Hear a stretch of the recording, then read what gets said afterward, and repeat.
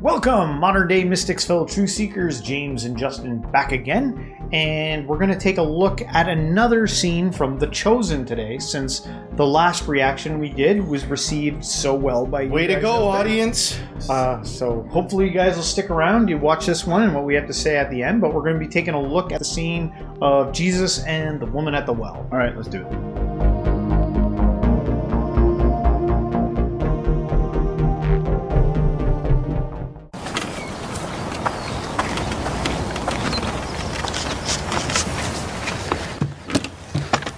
Would you give me a drink?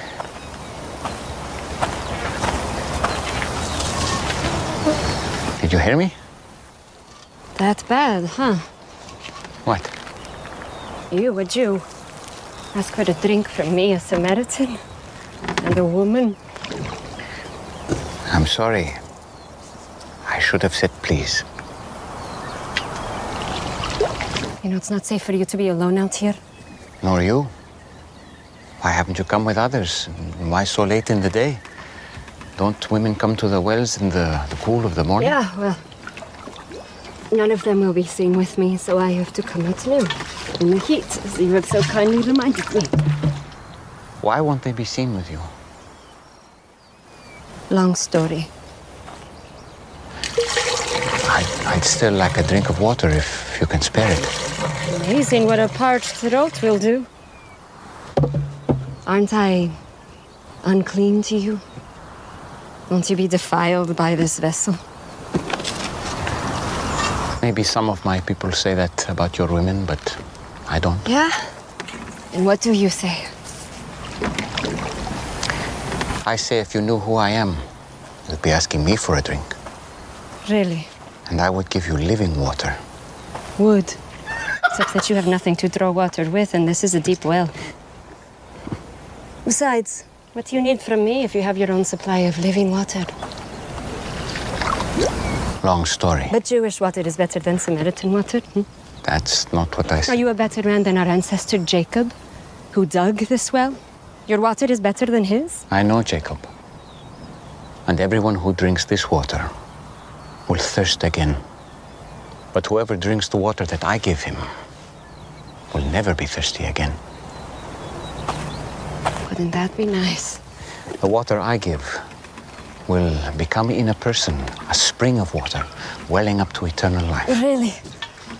Yes, really. Prove it. First, go and call your husband and come back. I will show you both. I don't have a husband. You are right. You've had 5 husbands.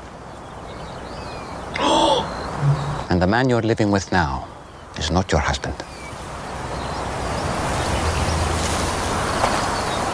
Oh, I see. You're a prophet. You're here to preach at me.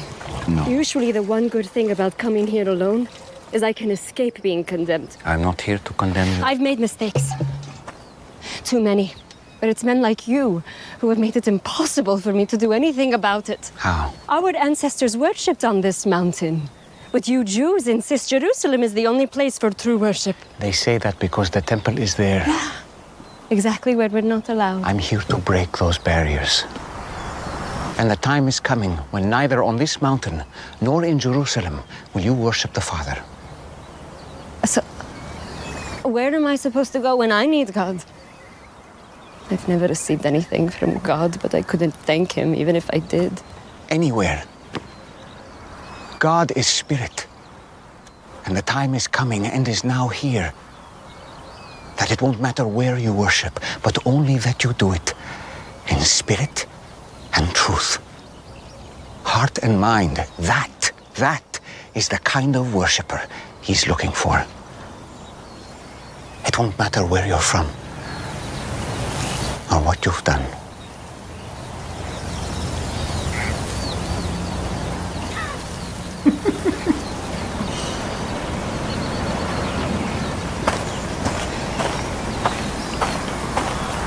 Do you believe what I'm telling you? Until the Messiah comes and explains everything and sorts this mess out, including me. I don't trust in anyone. You're wrong when you say that you have never received anything from God. This Messiah you speak of, I am he. The first one was named Ramin. You were a woman of purity who was excited to be married. But he wasn't a good man. He hurt you. And it made you question marriage and even the practice of your faith. Stop it. The second was Farzad. On your wedding night, his skin smelled like oranges. And to this day, every time you pass by the oranges in the market, you feel guilty for leaving him. Because he was the only truly godly man you've been with. But you felt unworthy. Why are you doing this? I have not revealed myself to the public as the Messiah. You are the first. It would be good if you believed me.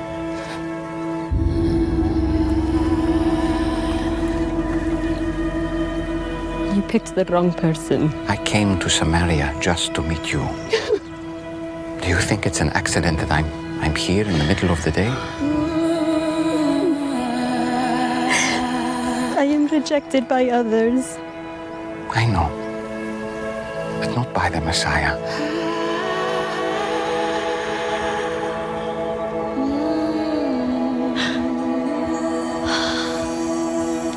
And you know these things because you are the Christ.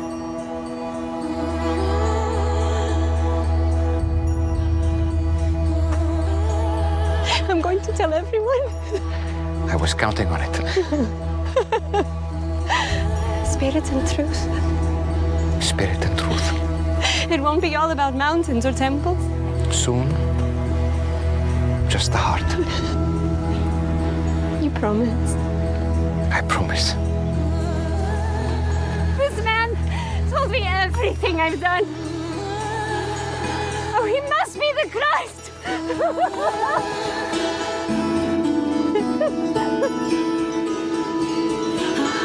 Hey, wait! Your water! You forgot your, Foxy, a man who told me everything I ever did!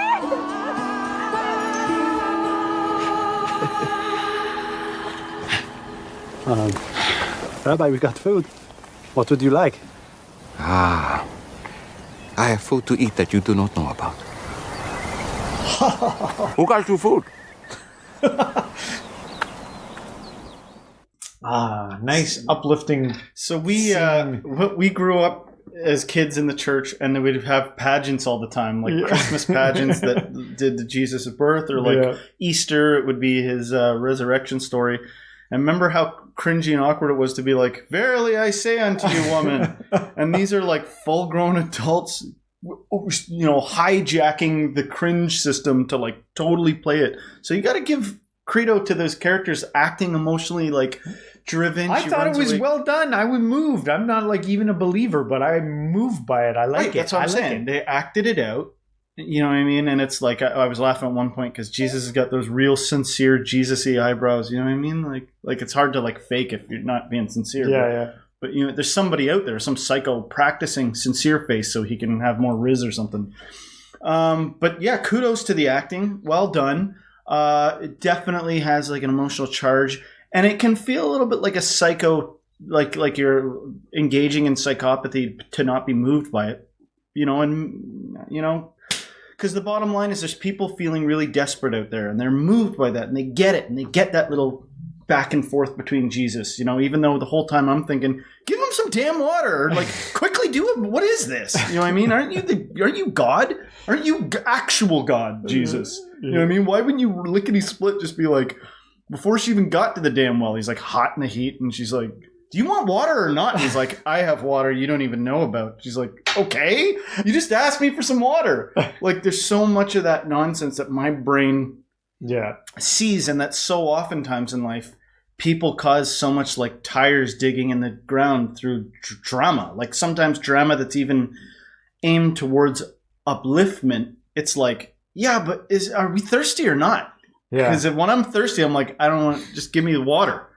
You know what I mean? And if it's like, I'm going to give you what your life needs, it's like, you're God. Just end all my suffering like that. Unless there's like unless there's something I can learn from my suffering. You know what I mean? But there's a lot of rabbit holes. Do you understand what I'm saying? How do I not come off like I'm rejecting what's moving someone, but instead trying to say, these are adults acting this out. To what end? Is money involved in the production of this? Because it's awful hard to act like that. There better be a compensation. Even when you're sincerely a Christian, you go get some regular Christian guy and be like, you're playing Jesus. They'll be like, verily, woman, I say on thee this night. It's hard to embody that feeling.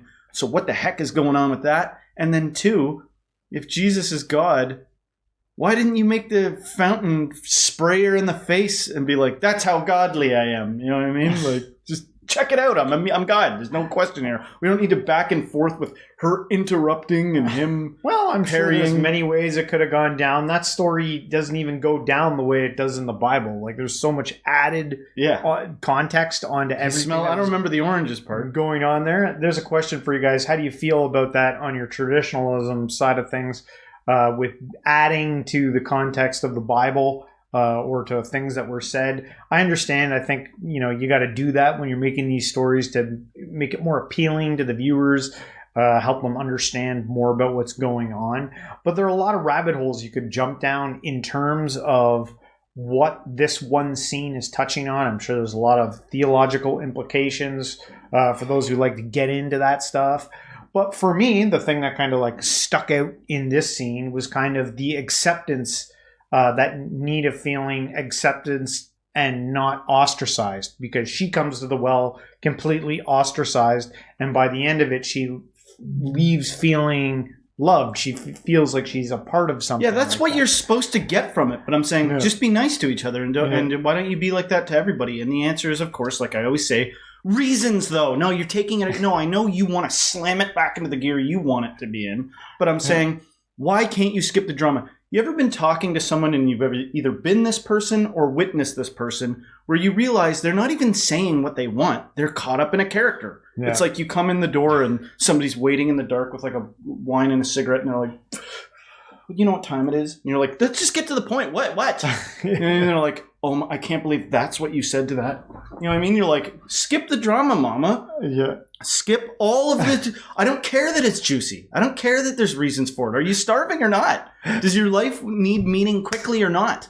Yeah. And it's like, no, but you got to understand at the time, Samaritans were occupied by the... I'm like, I don't care. It's 2026. If I meet somebody that did that shit, I would run for the... If there was a guy sitting by the well and was like, pour me some water, Justin, I wouldn't be like, and why should I pour you water? Like, what the fuck? What are we doing? I'd be like, watch out for the well. There's a creep standing out there that says he's got water for me and asked me for one and then went into a diatribe or whatever, after all this. It's dramatic. Yeah. And we like it, but we like it for crapulent reasons. We like it because it's juicy and gossipy and, you know what I mean? And you're going, Justin, that had nothing to do with any of that. I'm telling you, take another look. It's got everything to do with that. That version of it, that version of it where Jesus is like displaying patience because she just interrupted him, but he's going to say something clever that gets her in the end. Yeah. Got you. Now you have to believe.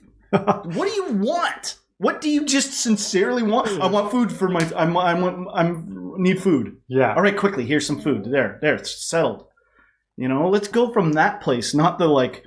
Riz Jesus, cool Jesus, or this woman who's like, you know what I mean? Like, the reason for everything is actual reasons, not mystical reasons. It's because life is hard and people are brutal and people lie and they're overly dramatic. I feel like saying that to it. Yeah. Well, that's fair enough. Some people, this is why I do not want you to feel judged by everything I said there or feel lame or anything. First of all, I've been I live as the over-dramatic person. But two, the reason why you have to be dramatic about everything and marry 5 different dudes or whatever the thing is reasons. Is because that's a way of life. Like even somebody that gossips, even somebody that talks crap about other people for a living, they've learned that that's how you survive the social game. Yeah. It's all about survival. Everything. Your belief that you're going to live for eternity and all this stuff has to do with survival. Survival. you know? But if you're interested in the truth, look through it. Look through it. What's really going on here? Even with I didn't understand the language, I could understand the body gestures. Like Jesus with his eyebrows are pointing upwards sincerely, you know, it communicating physically a dance of dramatics. Yeah. You know, that does matter as much as the context matters, as much as what was going on at the time. It's not that time. It's 2026 and we're still watching it. Yeah. So aside from the context of the Samaritans and the Jews of that time, Yeah. it also matters, why are you watching this? Yeah. Because you want to be Jesus-ish, you know? I was thinking of growing my hair out, actually, a little bit. And like, If you saying my points, like, that blew you away. That if you point blow I said, apart, right? if you blow apart all the drama, take all the drama out. If you could turn it down to like and the point of this, the whole thing is, Yeah. in one point, what would you say the point is? Of Jesus at the well? There's the whole. If you could take anything out of that, what's anything you would take out of that? Well, the literal story is one of many stories that are similar to that, including Jesus was that. And this is not what I believe other Christians just jump on board with. This is a secular view, but my view is that Jesus he subverted things. He was a subversion artist. He was always saying it in this way, not because it was cool and because there was like a group of people like gonna like break out into dance behind Jesus at the local dance, but because he was interested in truth to like so much so that he crafted a whip, you know, because people forget that part about the flipping the tables thing, that first he meticulously made a whip and whipped people out of the church. You know what I mean? Yeah. Selling shit in God's house. What's the matter with you vipers? Yeah. He would have been not likable. 12 disciples, you know what I mean? You've seen the cult stars of these days? They got oceans of devotees. You know, Jesus had 12 guys, and most of which weren't even there when he died.